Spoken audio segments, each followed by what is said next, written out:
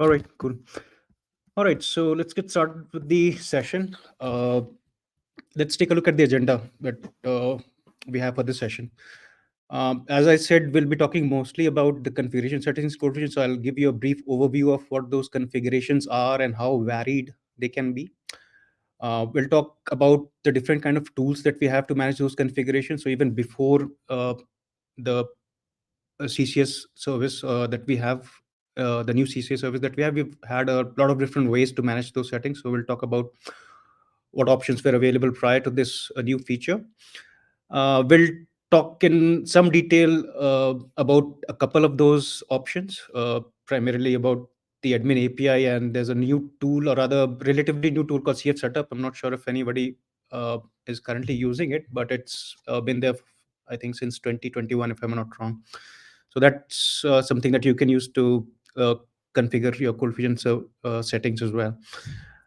Then we'll talk about CCS and how that is different and sort of an added thing that lets you do a lot more than the legacy tools that we've had so far. So we'll talk about how to use the tool. We'll talk about how to install it, how to fire it up, and what are the different kind of operations you can perform with CCS.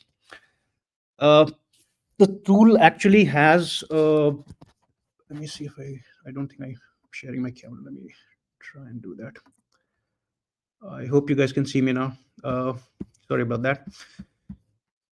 So, all right. So, getting back to the agenda. So, we'll talk about there are some inherent concepts when you want to be using CCS. So, you need to have an understanding of how it works. So, we'll talk about those concepts, primarily about how to organize your ColdFusion instances. So, this tool primarily lets you configure the settings of ColdFusion across multiple different instances. So, if you have multiple ColdFusion instances, this really makes it easy for you. So, there's a way it organizes those settings. So we'll talk about how that works. And then CCS has a couple of components, sort of the underlying mechanism with which it works. So we'll talk about how that works. And then it has some features like versioning, and we'll talk about how that can be used as well.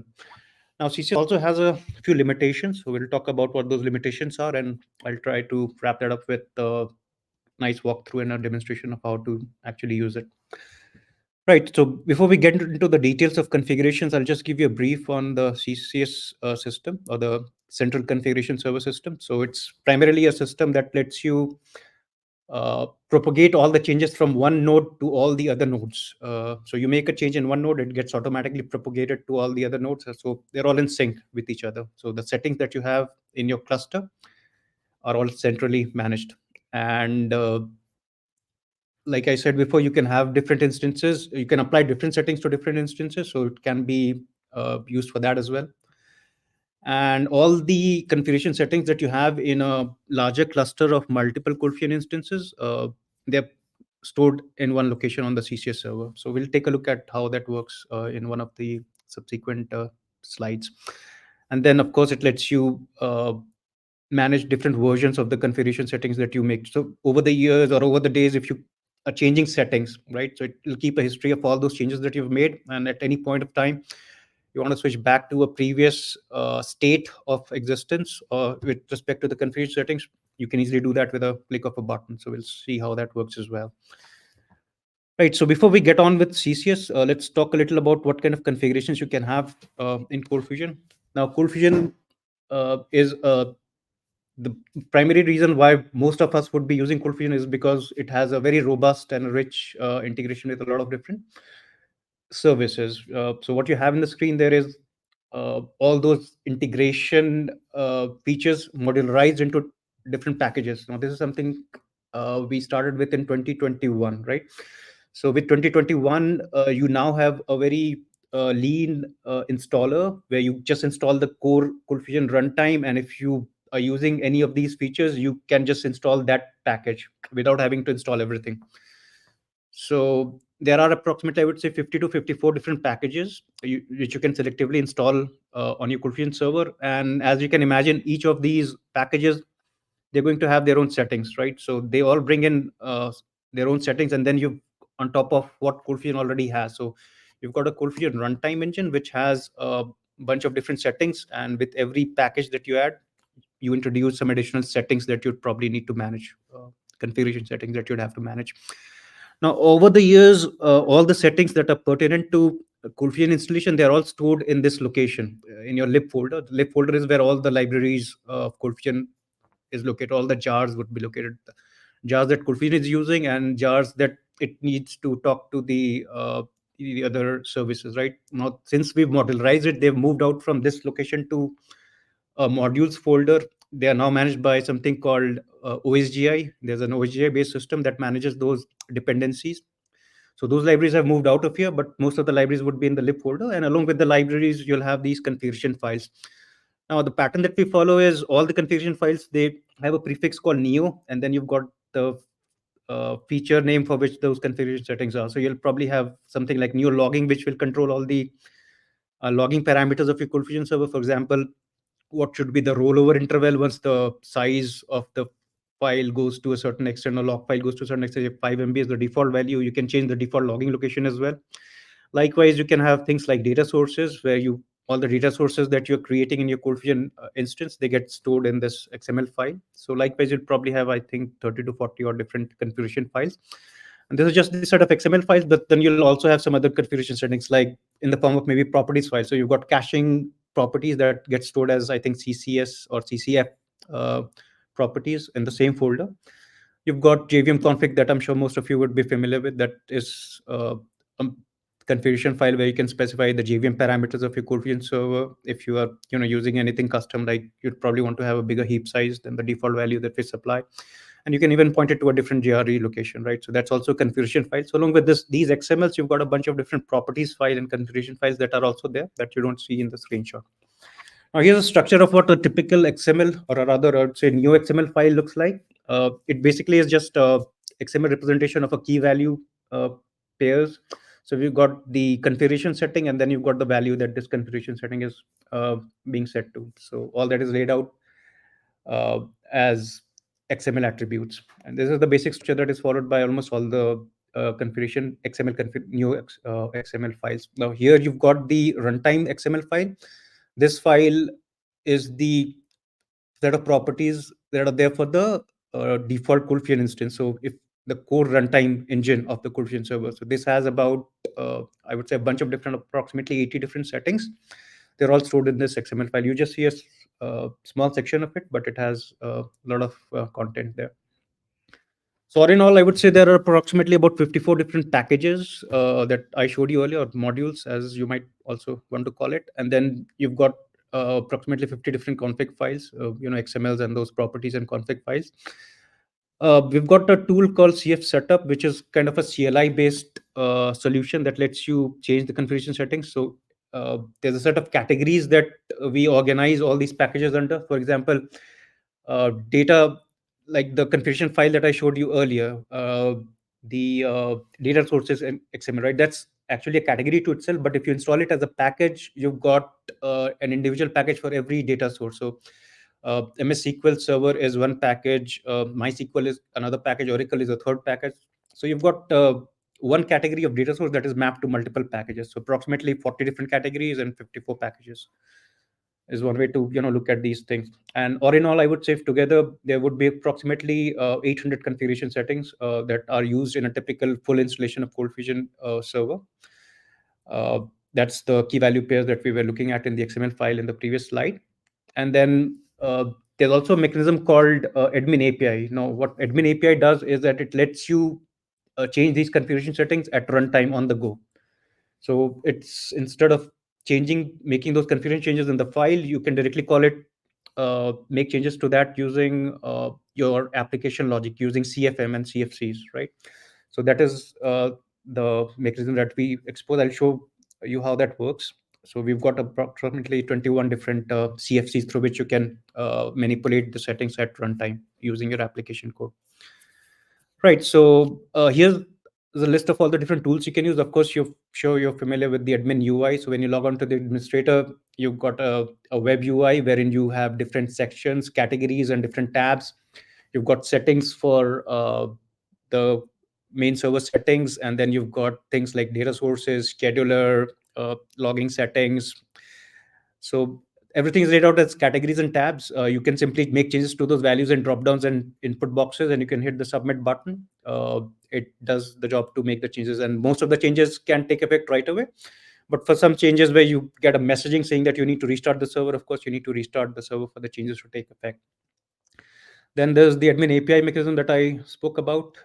You also have something called car archiving. Now, this is something that I'm sure you would have used in case you're migrating for an older version of ColdFusion to a newer version. So this is typically how you would migrate all the files. You'll export it to a car file or a .car file, and then you will take that car file over to the new installation, and you'll deploy it or install it on that machine. That effectively copies all the settings from your older files and to the newer instance or the newer installation. And the way it principally works is by just copying those new XML files that I showed you earlier. It copies those files onto the new instance with the changes, taking into account the changes that might be there between the old version and the new version. And then you've got the CLI based, the command line based tool that I talked about. That also is something that lets you change the settings. I'll show you how that works. And then, of course, you can make manual changes to these new config files. That will work as well to make the changes or persist the changes. For that, though, you need to restart the server for the changes to take effect so that the server can read it. All right, so let's take a quick look at how the admin API works. So, as I told you earlier, there are approximately 20 or 21 different CFCs that we expose. So, here's a list of those CFCs. For example, if you want to use admin API to apply a license on your server, right? Instead of going to the admin UI to apply the serial number, you can call a method here called activate. Now we can take a look at how that works. And you can pass that as a parameter, and that will actually do it in runtime using application logic. Now you would typically use that to do things like maybe at runtime fetch some settings that you might need, or you might need to change depending on what your application is doing. And to be able to do that, you'll actually have to enable the RDS setting on your server. So there are a lot of CFCs, right? And if you take a look, if you go into this folder and you open up one of these files, these are actually in the compiled form. So you won't be able to take a look at the code, underlying code here.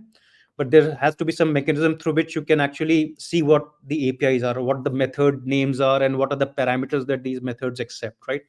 So to be able to do that, you can simply browse to this CFC. So let's say you want to take a look at what are the APIs exposed by the runtime CFC, right? So all you need to do is you can go to your browser and you can navigate to this folder, and it will give you a list of all the APIs that are exposed, all the methods and the parameters that are supplied. So in this case, runtime CFC basically just has a setter and a getter property. So you've got the set runtime property, which accepts the property name and the value that you want to set it to. And then you've got a getter, which where you'll just pass the property name and tell you what the value is of that property on this installation, right? But in order to be able to do this, to be able to view the APIs, you need to make sure that you have this RDS service enabled on your ColdFusion instance. Without this, you'd not be allowed to view the contents of your uh, of the files that are behind your administrator. And this, of course, is just for development use. It's not a good idea to enable it for on a production system, of course, because it kind of exposes your underlying files on the OS to the administrator. Right. So here's an example of how you'd be using the CFC in your application code. So let's say you want to change the request timeout. So request timeout is the timeout, or when you're calling a CFM in your browser, right? If you're hitting a CFM page, for if a user or a customer is going to index.cfm or some sort of a welcome page, then there's a time that it, the browser is going to wait for the server to respond back to. So here, if the page is taking more than 100 milliseconds or seconds, I'm not sure what that unit is, it's going to time it out. So ColdFusion server is going to return a timeout. So these settings you can uh, set at runtime as well. CFC limit is basically the number of different CFCs your ColdFusion service can handle at a given point of time simultaneously. Likewise, for the number of threads you can spawn. So all those limits you can set in the UI as well, and you can set via the admin API as well. Right. So let's talk about the CF setup tool. Now, this is the I would say the CLI based alternative. I'll show you actually in the demo how that works. Now, once you get into the CLI once you log on to. You can do that by simply running this script, CF setup bat or SH, depending on what platform you're on. And the kind of operations you can perform is you can add a category. So let's say you want to add a data source, right? So the command that you use is add data sources, and then you supply the value that you want to set. So in data sources case, it'll probably be a connection string and some other parameters like what kind of data source you're configuring, and the connection string, and maybe the username and password that you require. That's probably a part of the connection string that you can add, right? But there are some other settings like runtime where you don't add stuff, you just have to get and set stuff. So you cannot really add in the runtime configuration. You can just set uh, the different configurations option available with runtime. You can also view all the settings using the show command, and then you've got the typical help command. And this tool is something that lets you actually migrate settings as well. So up till now, I would say till CF setup, the only way you could have done it was use that car archiving option that I showed you. But with CF setup, what you can do is it's an alternative basically. You can export all the settings in the form of a JSON file, and you can take that JSON file onto the system where you want the settings to be imported, and you can just perform an import operation and import that file, and that effectively carries over all the settings from one instance to another instance. Uh, there's different ways you can use it. So you can selectively export as in an individual category, or maybe if you want to club together multiple categories, you can say export runtime and data sources, and probably a comma delimited list, and you can supply the name of the JSON. It will export all those settings for those categories only. And I think there's a mechanism that lets you export everything all together. So maybe export all and then a JSON name that will export all the settings, all those eight. I wouldn't say 800 because there might be some settings that we may not really export, but most of the settings would be exported or compiled into a single JSON file that you can move, carry over to another instance, right? And with this option, sometimes you are required to provide a passphrase wherein because the setting file can have sensitive information. So you're required to input a password when creating generating this JSON file, and this JSON file gets encrypted. And when you take it to the other instance and you're trying to import it, you are required to enter that password so that you can, import the settings. This is what it would look like. So let's say if you, this is what the CLI looks like. Let's say you want to get the runtime settings. You perform a get operation, and then you tell it what category you want to query, and then you can follow that with the list of I would say configuration settings that you want to query. It will give you the values for all those configuration settings. And if you don't want to do that, you don't want to specify the limited set of properties, all you need to do is get runtime. It will give you a list of all those 80 different configuration settings that runtime exposes. And for setting, likewise, like admin API, you could do that using that set runtime property API. Here, you could do it by running the set command. So you do you run set runtime, and then you specify the properties and the values that you want the properties to take as key value pairs, and that effectively sets it. So here we are setting it, and then we are getting the value back, and you can see the values are updated. Now, for categories like data sources, maybe, or let's say cloud configuration. So, ColdFusion is something that lets you integrate with uh, all the different major cloud vendors that we have, like AWS or GCP and Azure. So, when you're interacting with these cloud services, normally there'll be some configuration settings that you have for your client. So, there's a client component which is in the form of libraries that we use that talks to these cloud services, right? Now, these client configurations can have, I would say, some custom settings of its own. So, client configuration settings is what we call it. And you may want to have, it's possible that you may want to have multiple different profiles of client configuration settings that you want to use to talk to, say, GCP PubSub here in this example, right?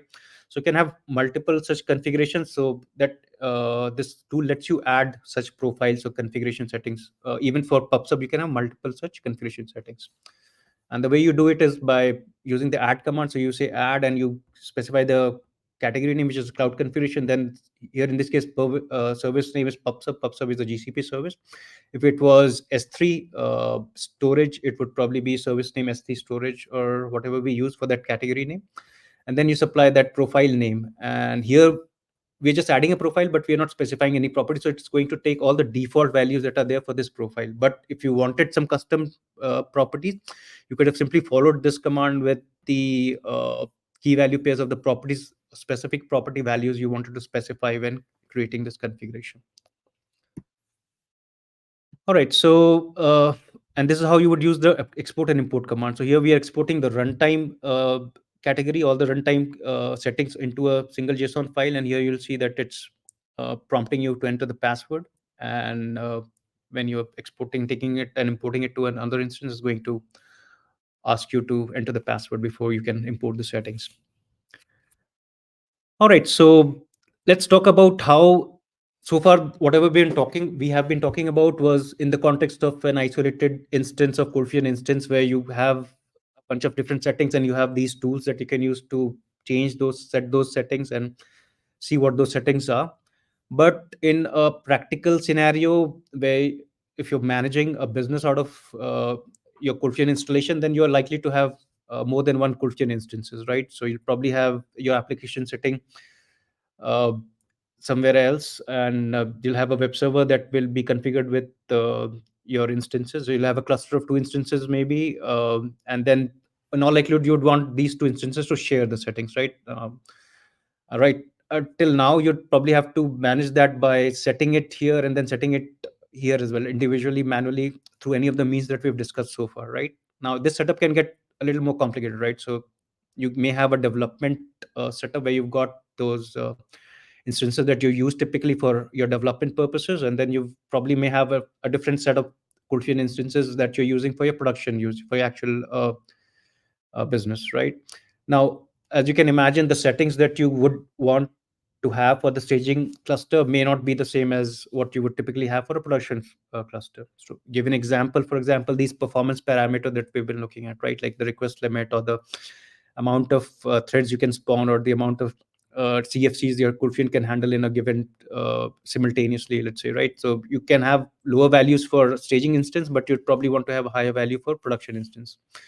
Likewise, you might want to have caching enabled on your development instances because you want to be able to see what those errors are and you want to debug in case your application is running into issue. You want to see what the details are and you want to fix your application. But you may not want your users to see the same errors, right? So you'd probably be using a site-wide error handler that will just show them a funny animation whenever you run into your ColdFusion instances run into a problem rather than the detailed error message.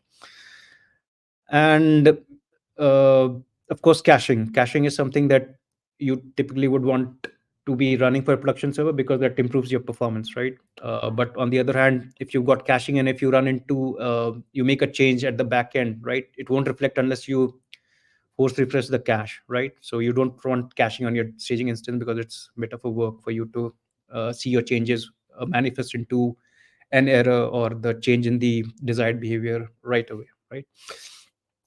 Now, here's how CCS is going to help you out with managing these settings. So we've got two different sets and you've got multiple instances in each of those configuration. And if there's a way for you to synchronize all those settings in isolation, so you've got one set of settings here that they can all be synchronized somehow, and then you've got a set of settings for your prod, and if they all can be synchronized somehow. So let's see how your CCS is going to help you out in this scenario, right? Now, the way this works is we've got two components. You've got the client aspect of CCS, which kind of sits as an agent on all those instances that you want to manage. Then you've got a solitary server, typically that is doing the orchestration here, right? So in a typical setup, where you would have could be an administrator instance where you're creating a cluster and you're registering nodes. So you've got one main ColdFusion instance where you have created a cluster and you've registered all the different nodes that that cluster might have. You can have the ColdFusion server installed here, and you can register all your instances to this ColdFusion or rather CCS server. And whenever you make a change to this client, it's going to automatically sync it with all the other clients. So once you have all these clients registered with the server, you make a change to this instance here. This client is going to send all that information to the server, and the server is going to propagate it to all the clients. I'll show you in a little more detail on how that actually works. So before we get started, let's see how it to start it up. So uh, if you install ColdFusion 2023, which is the current edition and which is what uh, this feature is introduced with 23. So you, in order to use it, you'll have to be on 23, right? Now, once you install 23, CCS is sort of exposed as a package, one of those 53 or 54 different packages I showed you earlier. So you'd have to install it first. Now, in order to install it, of course, you've got the admin UI where you can install packages. So you can install it there. And you've also got something called CFPM utility, which is a CLI based alternative to package manager. So what you have in the UI is exposed as this command line tool. So you can install it by just running install and the package name here. In this case, it's going to be CCS, right? Now, once you have it installed, it's going to be installed in the, you're going to have this script, additional script in the bin folder. So bin folder is the folder where you've got all your shell script utilities. So things like the CFPM package manager that I showed you earlier, scripts to start and stop the ColdFusion server. You've got certain other scripts like pre-compile your files and things like that. You've got all that in the bin folder. So likewise, CCS sits in the same uh, location, right? Now, once you launch the CCS bat, it actually opens up in CLI mode. It rides on top of this little server we use, Javelin, right? So this opens up as a CLI. Now, if you want to register any nodes here, you can register it here using command lines. I'll tell you what those commands are and how to register your ColdFusion nodes to this CCS server. There are alternatives, of course. You can also use the UI. So you've got an option of UI where you can use the admin UI, ColdFusion admin UI, to add or register nodes or delete nodes or disable nodes from your CCS uh, configuration, or you can use this CLI based alternative. So these are the different options that it supports. So you've got the start server command that actually fires up the server. So your server has to be running all the time, by the way, so that it can listen to all the changes that are happening at all the registered nodes, right? You can do a list node operation that will give you a list of all the registered nodes with the server. You can add and remove nodes if needed, and you can also temporarily disable nodes. So let's say you don't want a node to be synced, right? You don't want to delete it, but you don't want it to be in sync with this node. So all you need to do is just disable it temporarily, and you can re-enable it whenever you need to. Host is typically identified by, or rather, the instance, ColdFusion instance, or the client ColdFusion instance is identified by three properties basically, or rather, I'd say just two properties. One is the host name where it is running and the port number. This is your your HTTP port number, the same port that you use to access the administrator, right? And when you're registering this node for the first time, there's a key that you need to get from the clients. There's a secret key, so without this, you won't be able to register it. So I'll show you how that actually works. It'll be clearer. So this is the format that you use that I just spoke about. When adding a node, you specify the host name, the port value, as well as the secret key, and then you can simply enable or disable nodes. And then, of course, you've got the admin UI option, wherein you can use the UI to add the nodes. And for deleting it, you follow the same pattern. Right. So here's what the list node command would look like. I'll kind of show it to you on live, right? So let's move on to the cluster and the environments and how you would actually organize different nodes. Now, all the nodes that you have, the nodes here specifically mean your ColdFusion nodes or ColdFusion instances, right? Like I spoke about earlier, you can have logical clusters. So whenever you're creating a ColdFusion cluster, you can have, let's say, you can have more than one clusters, right, on a system, and each cluster will have a certain set of ColdFusion instances registered, right? So you've got, say, one cluster, we've got two instances, and a second cluster, we've got some other instances registered, right? Now, these instances, they are grouped logically into this ColdFusion cluster, but when you're creating CSS, it can be grouped into what is called CCS clusters. So they can be all the nodes that you have in a given CCS cluster, they're going to be sharing all the configuration settings. So if you make a change in one uh, node within that cluster, that gets automatically propagated to the other instances in the same CCS cluster. There's a slight distinction. I'll show you how that works. There's an additional concept here. So within a cluster, you can have, say, four nodes, and they can all be sharing the same settings, but it's not really limited to that. What you can actually do is you can have more than one environments within the same cluster. So think of it like this: you've got multiple clusters, and within each cluster, you can have multiple environments. So let's say you've got two applications, they're like totally different, and you want to have a set of ColdFusion instances uh, to be powered by one cluster, and with two instances, another application to be powered by a second set of ColdFusion instances, right? Now, within this instances, you can probably have a staging and a development kind of a environment. So you can group that into that CCS node. I'll show you how that works. Actually, that'll be clearer. So let's take a look at this picture here, right? So let's say we've got a blue application, and it's got its instances. It's got its prod instances, and it's got its dev instances, right?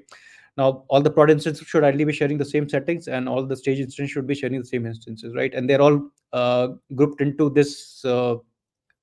I'd say a single, maybe a cluster for ColdFusion and a cluster of ColdFusion instances for prod, right?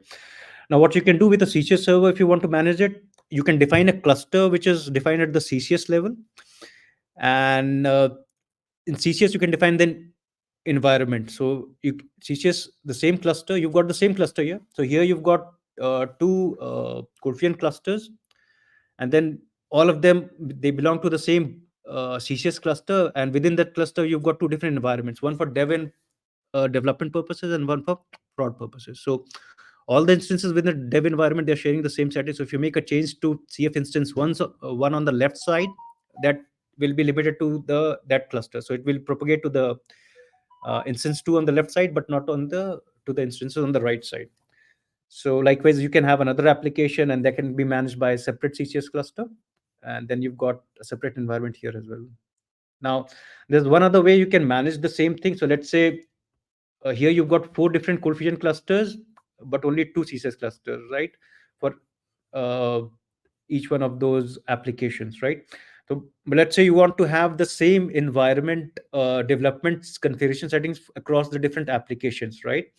So let's say you want your blue app and red app to share the same environment configuration. So what you can do in that case is you can put them under the same environment setting. This is how it would look like. I'll switch screen and you'll see the difference here. So this is how it would look like. So here you've got two different applications, uh, but they are sharing the development settings, and the prod instances are sharing the prod settings across the applications here. So that's how CCS works. Basically, it lets you group your instances into clusters of its own, and within that cluster, you can define environments. So you can have there are different environments that we allow. You can have development environment, you can have a staging environment, you can have a beta environment, and it's even customizable. You can define your own custom environments by making some changes to the properties file. That way, you're not just limited to what we supply as default values. You can make custom changes and organize your instances accordingly. So by default, everything goes into that CF default cluster, but you can, add a name, and you can introduce new clusters. I'll show you how that works. And all the settings that are exposed by CCS, they actually go into this CCS properties file. I'll show you how that looks. And then these are the default values we supply for environment. So you can just edit this file, and you can add additional environments. It'll pick it up, and you can change it in your configuration. Now let's take a look at the UI and how that UI looks, right? So in UI, the things that I showed you earlier, where you were running commands to add and delete nodes, you can do the same thing using the UI here. So here's the client UI. So in the client UI, it lets you, let's say there's a certain instance that you have that you just installed, and you want to add this instance to a CCS server, right? So you can go to this client page on the administrator, and you can just specify which server you want it to be connected to by specifying this value here, CCS host port value, and then you can submit the change, and it basically works to register this instance to that server. And from next time on, it will sync all the changes. And once it's enabled, you'll see the status is running here. And you may not have the server installed on all the instances. You'll only have it installed on one instance. So if you have the server running on that instance, you will have and some additional UI elements in the admin of that ColdFusion instance, where you can perform the server related changes, right? So you can change the port on which it's running, maybe things like that, and you can even register nodes remotely from that server. So you can register an instance to a certain server from that client, from that ColdFusion instance, but you can also add it from this server. So I showed you how to add it from the CLI, but you can also go to the admin UI of that server, and you can specify the IP and the port on which that CCS ColdFusion instance is running, along with the secret key, right? So the secret key is something that you'll have to fetch from that client instance and put it here, and that will work to add it to your configuration, right? Now, versioning is something that works by recording every event. So let's say once you have everything configured and going, and you let's say you make a change to your set of instances that are managed by a CCS cluster, let's say, within an environment. If you make a change, every change that you make gets recorded, and it becomes available as an option for you in the admin UI. You can go ahead and go to that history, and you can simply select that option that you want to apply, and it gets applied. uh, I'll show you how that works in the UI. So basically, this is the UI element that I was just talking about. Here what you have is two different events happening, right? So let's say you with the first event, for example, I would have gone in and I would have changed these settings: the request limit, the thread pool, these perform four performance parameters. So they were changed together in one event, right? That's why it's recorded as version 2 here, right? Now it shows you what the old values were and what the new values uh, were post that change. And after that changed, there was a second submit action in the admin UI, maybe, or maybe it can even be executed through any other options. It would still be recorded, either via admin API or the CF setup tool that I showed you earlier, right?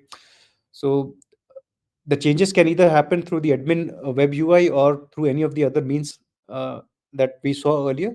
They would still be recorded and captured by your CCS version controlling system, right? And that will let you fall back to the previous setting if there's such a need, right?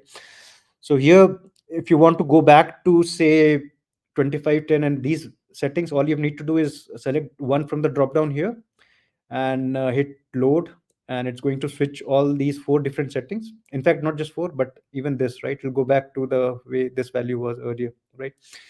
uh, Instantaneously rather. So it will apply it not just to this instance. If this instance is configured with some other instances within the same environment in that cluster, it's going to get automatically applied to all the instances that are sharing these settings here, right? Now, there are some settings that actually we don't support. Now, before we get into that, let's take a look at how that works. I think we've got some time here. So I'll show you how this works. So this is now this is my ColdFusion instance, right? Let me take a pause here and see if anybody has a question.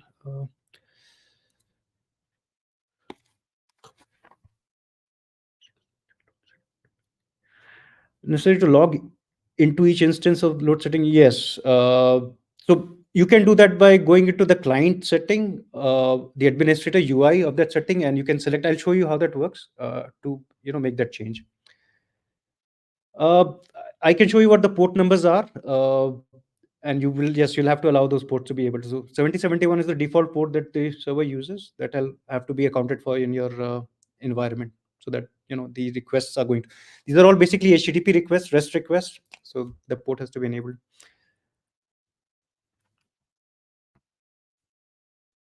All right, cool. I'll switch back to that. We can take up the rest of the questions after the session. Okay. These are uh, these are not currently encrypted calls. I'm not sure, we've released an update yesterday, just the day before, right? And there were some aspects related to security implications of this CCS server that we've addressed with this update. I can talk about that a little maybe, but right now this is something that we are working on actually. All right, so getting back to the demo and how that works, right? So what we have here is, just give me a minute here. All right. Now, let me show you how my setup here is. Okay, so I've got this primary instance and I've got a cluster of ColdFusion instances that I've registered with this primary instance, right? I'll show you how that looks. And this is something that should be familiar to you if you're using these instances. So this kind of a setup where you've got a cluster here, right? So what I have here is I'll just for the sake of ease, I'll say I've got one red application and I've got one blue application, right? Now I've got a cluster. I have a blue cluster where I have these three blue instances, right? So two of those instances are used for prod purposes and one is for staging, right? And then I've got fourth red instance that I don't really have a cluster for. It's just there, configured, right? Now these are ColdFusion instances, and this is a ColdFusion cluster that I'm talking about here, right? Blue cluster has three instances through three blue instances, and then you've got a stray red instance that is not a part of this cluster. Okay, now I'll tell you how to organize these instances and manage the configuration settings using CCS here, right? Now this instance I can show you is, let's say, sitting here. So I've got, this is my primary instance where this UI that you're looking at is from this default instance where I have all the other instances registered, right? So you've got all these other instances on the same file system, right? And then if I go to the bin folder, I've got this CCS tool that I can run, right? And that actually opens up the CLI like this, right? I can do a list. I already have those nodes registered. So if I do a list nodes, you can see that it tells me that these are the nodes that are registered, right? So I've got three nodes all in, uh, actually I've got one, two, three, those four nodes registered. So I'll show you how this looks in CCS. So CCS is something that we've added in this section here. It's in the first configuration setting. So you've got the CCS tab here. Now, since this is a server instance, you see all the sections relevant to the client as well as the server. The server part is in the lower section, right? So this is going to be the operation that a server, only a server can perform, right? Now, if I go to one of the client instances, which, let's say, maybe if I go back here and see, I've got a blue one instance. So this is running on port 501, right? So if I go to this blue instance, I will also have a CCS section, and this is only going to have the client relevant section and not the server sections that is available only in this server instance.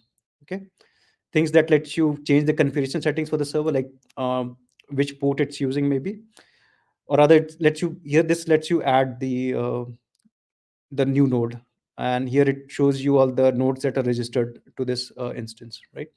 And the port changes is something that you can only do in a configuration file in the CCS properties that sits in the CCS folder. I think there's a dedicated folder for it. So this is where it keeps all the configuration changes that you're making. But if we go to, say, let's see where that is. Oh yeah, so this is the folder where these configuration settings are. So if I open it up, you have this is the port. So somebody had a question about firewall. So this is the port where it's kind of using for the communication, right? And this is the host. So if you can want to change this value, you can go ahead and change it. You'll have to restart everything, of course. And this, we'll talk about the other settings, like what this is about, right? And nodes properties is what are the nodes that are registered with this instance. So this is the primary instance which is acting as the CCS server. It has a list of all the nodes that are registered with it, along with the, the secret key and the port where they are running and the host that where they are running.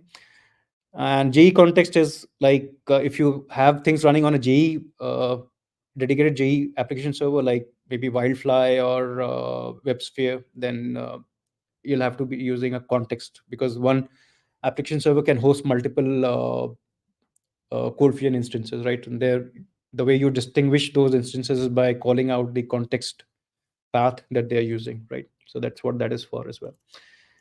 And here it's lets you basically define additional environments. So I told you that you could customize this, you can add additional values here, and it's going to make that available in your UI so that you can use it, right? All right, so coming back to the UI here, so I already have this thing configured. So this is your CCS section, and looking at the screen, you can say, or you can tell that it has uh, three instances in this blue cluster.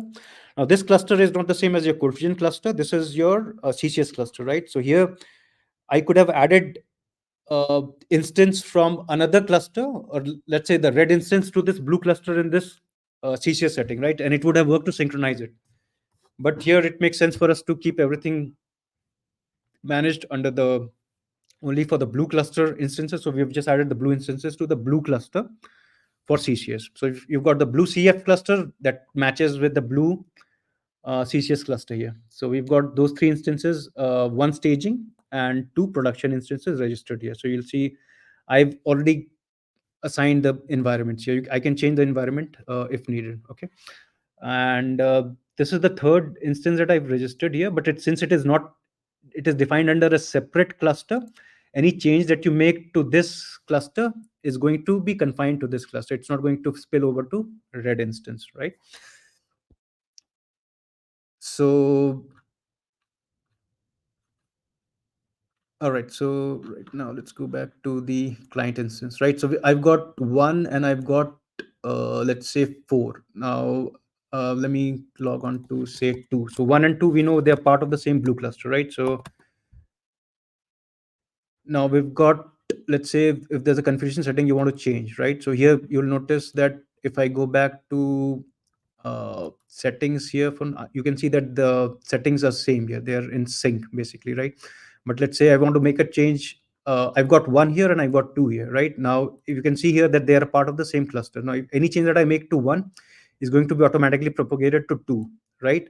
Now you can see here that one and two are sharing the same production environment, but uh, four, even though it's in the same blue cluster, it's in a different environment, which means that it's not going to see any of the changes here, right? So any change that you make one is going to go to two, and any change that you make to two is going to go to one, but it's not going to go to the second environment within the cluster or any other cluster here. I hope that is clear.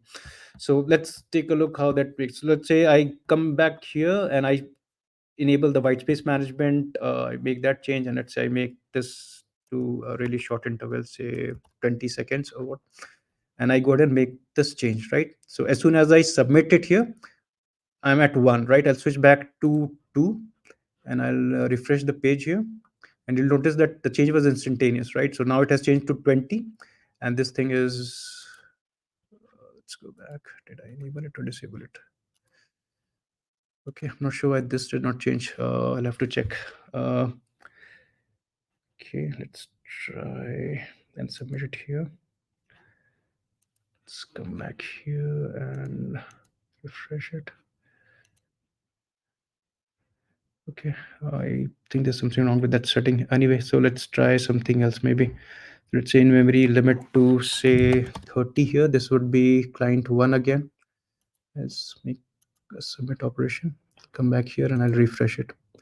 So it immediately reflects to 30. Now all the changes that I'm making, that's going to be recorded by the versioning system that I was talking about earlier. So let's see how that works, right? So I'll come back to the, let's take a look at the client here, right? So if you come back to the client instance here, the client instance says have the window to the changes that these instances are seeing, right? Now if I go back on the other hand to say what was the third one, so let's say third one would be the blue instance on another cluster, right? Which is like 0, oh, 02 here. So it's okay, it's 04, right? So that's the instance which is on the same cluster but a different environment, right?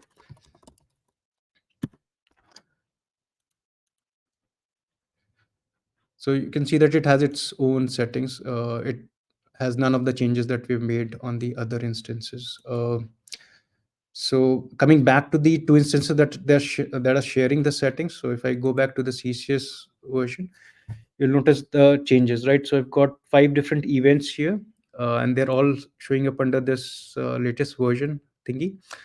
Now, if I want to fall back to the original setting, I can try and switch it back to 1, and I'm going to perform a load operation here. Let's see how that goes through. Now it says it has been successfully updated. If I go back to the settings, you'll notice that it fell back to the original setting. These are the default values, right? 60 here and 20 here instead of the 30. And if I switch back to the other instance that is sharing the setting, which is 01, if I refresh it and I come back to the settings, you'll see that again it went back to, okay, I think one.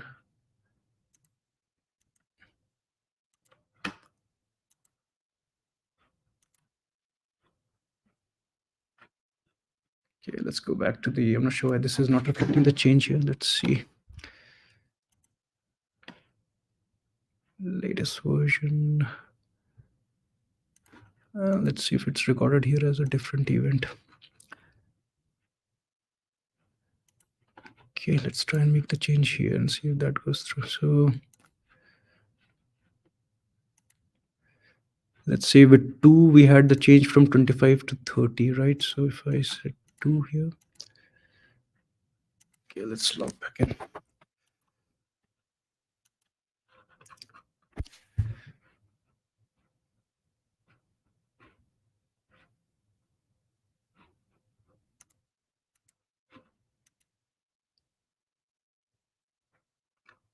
Okay, that says it changed. So 2 was 25 to 30, right? So if you go back to the setting here, refresh it.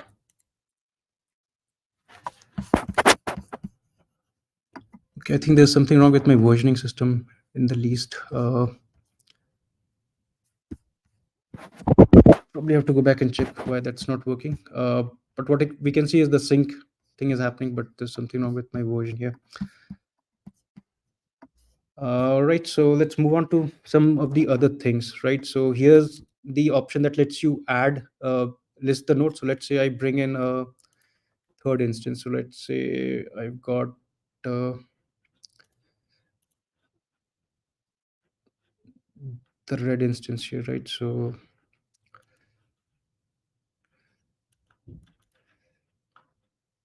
here I can go ahead and delete this instance from here, right? So let's submit that. Let's refresh it. Right, and if I do list nodes from here, it should show the third instance as removed, right? So you got 1, 4, all the blue instances here. So 2 is actually blue, right? Now if I want to add it back in, here's how I would do it. So add node. So the help is displayed here, right? So now to add a node, so add node, and then you just go with the host where it's running, along with the port number, which I believe is 8503. 03, and then I also need to specify the secret key like I mentioned earlier, right? So if you come back here, let's check out 3, right? So this one's the red instance, right? So I'll go back right in here, and here's the key. You can get the key from here, and I could have alternatively registered this node from here as well, right? So I would have let's say copy it here from this window, right? Here also you have an option of adding the node from the UI, right? So you've got the UI from where you can add the node, and the CLI thing from where you can add the node, right? So let's see this.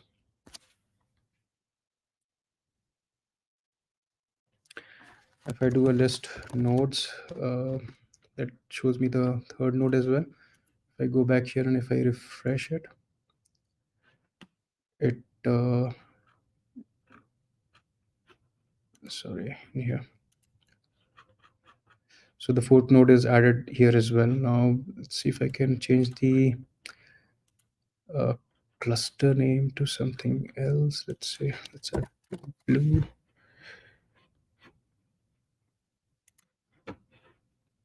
I'm using the same.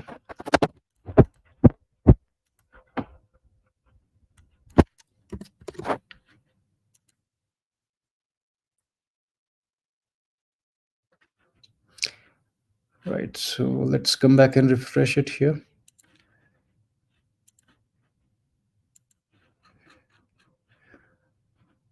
So they're all a part of the blue cluster now, right? Now, since this is a development environment, any change that I make here with 04, it's going to be in sync with this one, right? So let's give that a shot and see if that works. So let's say I've got, say, a timeout of 60 here for 3, and what was the other one?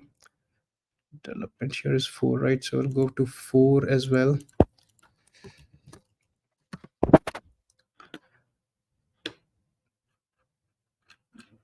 So here it's 60. So let's say that change that to 65 and make the change. Let's come back here and refresh it.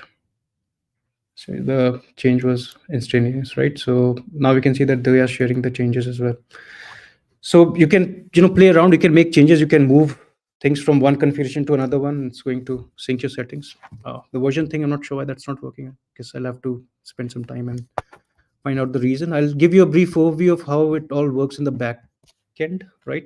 So everything is persisted in the form of changes, right? So all the changes that you saw in the versioning that were being persisted here in let's go back to bin CCS2, right?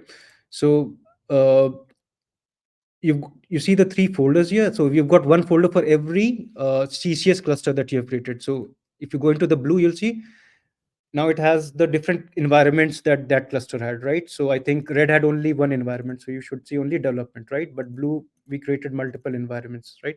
So if you go in here, you'll see all those folders getting created. So with every change that you're making, that's going to go into these folders, right? And it keeps a copy of all the configuration. That's how it simply, falls back to the previous setting, right? Now the reason you see that sync happening instantaneous is because this configuration settings, this instance is loading, it's not from this location. So if I go to the file system here, on the file system, ideally all the configuration settings for this red instance, they would have been read from these all these new files that I spoke about earlier, right? Now that stops happening from the time you register an instance with CCS. Now instead of using these files, this instance is going to get all the settings from that central store, right? And all those settings are coming from here, from the CCS folder that I showed you earlier, right? Now the configurations, instead of in that getting stored in that local directory of that instance, they're going to be fetched from here, and they're going to be sent over by the server to that client. So that's how it basically works, uh, by having all the configuration settings at a central location. Now, even with these settings, there are some limitations that we have in terms of what we sync and what we don't sync. So, a few things that we don't sync is anything that has to do with the custom path. So, let's say you've got something called mappings that you can define, right? So, uh, mappings is something that can be intrinsic to a server. That may not translate exactly into the same thing on another. So you can have a coefficient instance on at a certain in a certain folder on one machine, but on another folder on one another machine, right? So if you try to copy these mappings, it may not work out. So if you're migrating these settings and trying to keep it in sync, that may not be a good idea. So for that reason, we exclude anything that has to do that factors in a local file path, right? We also don't sync anything to do with passwords. Now that is something that's kind of interesting. If anybody can give me a reason for why that uh, we are not able to, it's not a good idea, or it's not, there's a technical limitation on syncing settings related to passwords.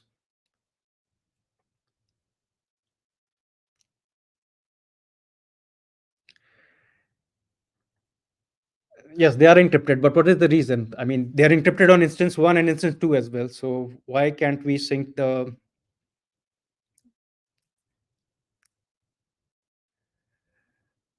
Okay, I'll give you the detail here. So the thing is, encryption happens. The way encryption happens is there's a seed properties file that we, yeah, you're right. So it's like uniquely encrypted on each instance. So it's there's a seed properties file that sits on each instance, and every encryption on an instance is unique. So the encrypted output on every instance is unique. So if you try to sync anything with that configured setting, the other instance is not going to be able to decrypt the settings of the any remote instance or any different or alien instance, because simply because it's not using the same seed to encrypt those properties.